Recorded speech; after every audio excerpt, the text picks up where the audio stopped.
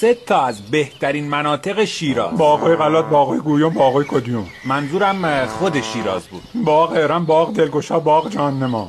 بهترین تفریح شیرازی‌ها. باغ رفتن. بدترین ضد حال. بیری باغ یادت بیاد گونی قلیونو جا گذاشتی. بهترین مسکن اعصاب. آخر هفته باغ برکابی و شلوار کردی. نابترین جاذبه گردشگری شیراز. قطعاً باغ.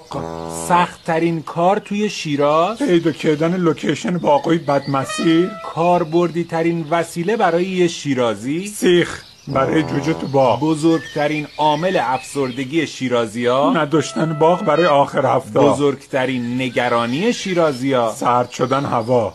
چرا؟ چون نمیتونن تون برن باغ. آها.